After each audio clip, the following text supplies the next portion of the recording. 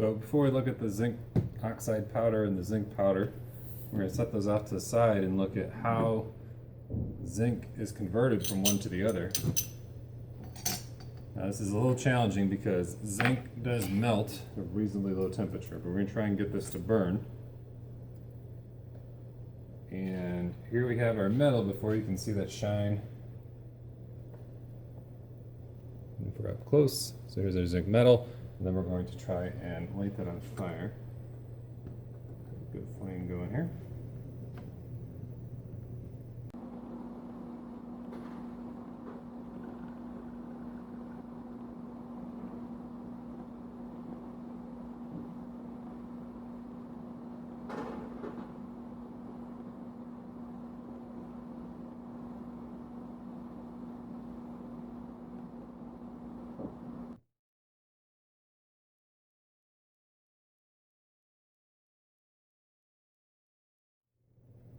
That blue you just saw, that's part of the impact of the zinc burning.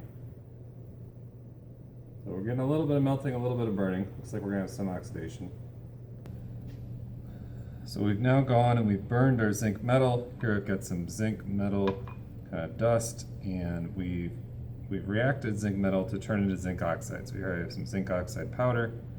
And what I want to do is show why this particular set of chemicals was such a conundrum at the time of phlogiston. So for the phlogiston theory, this is explained really well because there's a missing piece that the Antoine Lavoisier was missing.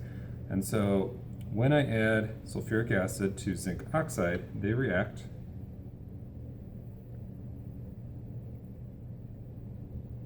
And this dissolves the zinc oxide, so we're going to see that powder kind of slowly dissipate as it reacts with the sulfuric acid. But when I add sulfuric acid to zinc, it's a different type of reaction. So you notice when I mix these that I've got bubbling, there's something going on there that's different. So for the phlogiston theory, they said that there was an exchange of phlogiston during this reaction. Just like there was an exchange of phlogiston when this turned into this. And so for them, since these two things came out as the same end product but started with different things, the only rational explanation was that there was phlogiston in one but not the other. So our reaction is now slowing down, but what we find here is that this zinc metal has reacted with this sulfuric acid, and the zinc calx, here the zinc oxide, has reacted with sulfuric acid.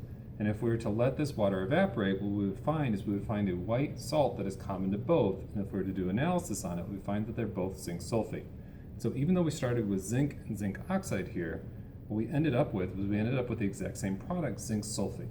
And for the phlogiston theory, this was a big win for a long time because the anti-phlogiston chemists, such as Antoine Lavoisier, were unable to explain how two different chemicals were able to produce the exact same product because they were missing something. So we're going to look at the reactions here and then try and decipher what it is that they weren't getting in order to kind of explain how we would move past the phlogiston theory to explain what's going on here.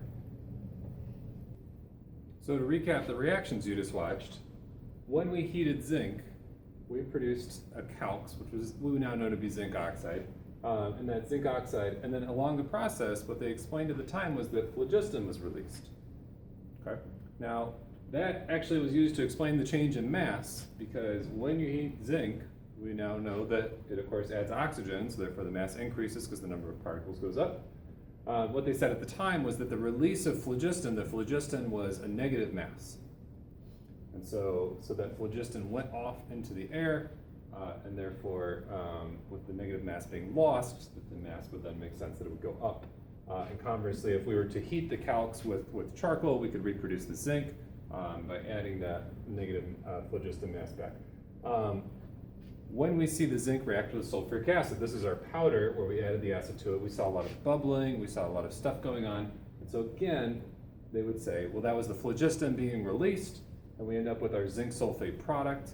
And then when we added the zinc oxide calx with sulfuric acid, there wasn't that bubbling, there wasn't that exchange of phlogiston because it's already been removed. And so therefore we end up with our zinc sulfate products that's the same as this. And so when Antoine Lavoisier is saying, hey, you know what? When we burn zinc, we're actually reacting with oxygen, and then we can explain this by looking at the mass and tracking where the mass goes in terms of system and surroundings. The counter argument was, well, how do you explain this? How do you explain that this and this both react with the same chemical and end up with the exact same product if there's no such thing as phlogiston.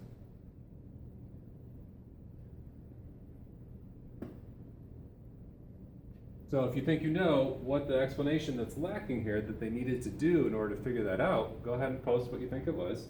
And then in a later video, I'll go through the chemical history of what they found out next in order to resolve this conflict and to kind of undermine the very elusive phlogiston theory that was holding back chemistry.